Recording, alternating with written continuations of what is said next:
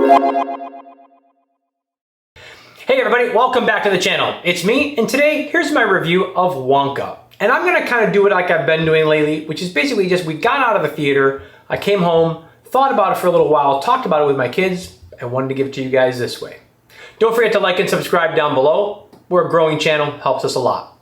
So, Wonka, the prequel to Willy Wonka and the Chocolate Factory. It's definitely not anything to do with the Johnny Depp version. I hated that movie, I gotta be honest with you. This movie, I'm gonna say honestly, I'm gonna talk about the good and the bad, and should you see it?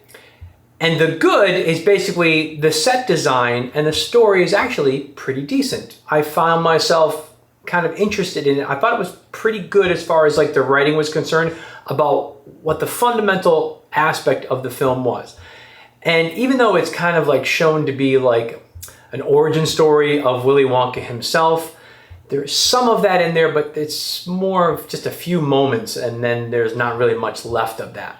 But here's the thing. Generally, I'd have to say this. The movie is just very average at best. At best, it's average. Timothy Chalamet does a decent enough job with the singing. He's certainly not a singer, but he doesn't have to be. He could just be okay, and he is just okay. And I think that he does better in this film with some of the more serious moments than he does with the whimsical stuff. And for me, you know, I look back at the old originally Willy Wonka, and the part that made that movie so good was Gene Wilder's character. And the reveal and the development of the reveal of his character. And the part that he was kind of sadistic, he was very weird, very kooky. I thought that that part was the best part of that film. It was also sweet, endearing. It touched on a lot of interesting aspects of life. So of course, you know, you've got, you know, the gluttonous kid, you've got the spoiled kid, you've got the kid who watches too much TV, and you have the poor kid who's sweet and takes care of people and cares about being honest. There were some really, really good lessons in that movie. If you haven't seen the original, oh my God, go back and watch that, because that's a zillion times better than this film was. And I'm not gonna say that the film is terrible. I'm not gonna say, man, it's awful, you shouldn't go see it ever. It's okay, but it's just nothing that grabs you, nothing that really makes you go, yeah, that's worth seeing. I find it interesting too, because people who got to see this film early, their reviews went up like 2 weeks ago. And I watched a bunch of them, and they were just like, yeah, you know what, it's actually good, it grew on me, I liked it, and so on and so forth. So I went with my kids today, and they liked it. There were some things that were funny, and there are moments that are good like that, but so much of it is just, it just comes across as very pedestrian, almost boring. You know, the set design, like I said, some of those things are really nicely done, some of the cinematography is done, the special effects are decent, but just generally, it just didn't connect. It felt so paint by numbers, it felt so plain and average and ordinary, and nothing really sparked, except for Olivia Colman. She was spectacular. She was probably my favorite character in the whole film, just because she's a magnificent actress, and I thought she did a great job in this film.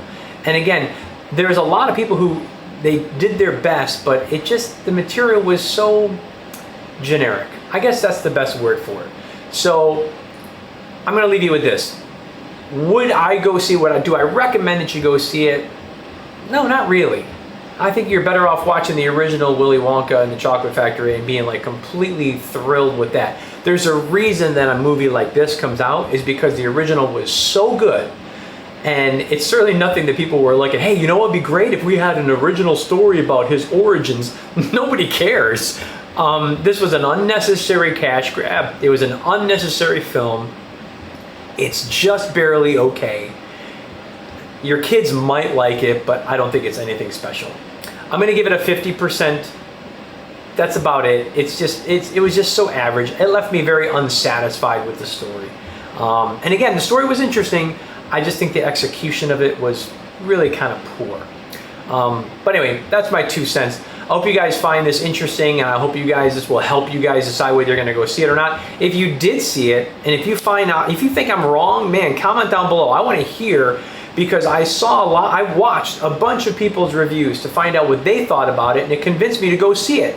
And I wasn't expecting like this amazing thing, but I was disappointed afterwards, because I'm like, I don't see what they're seeing.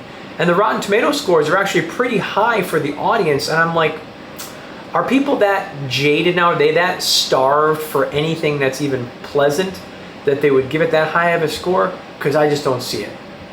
All right, everybody, that wraps it up for me today. Thanks so much for stopping by. Don't forget to like and subscribe down below. It helps us a lot. We'll catch you next time.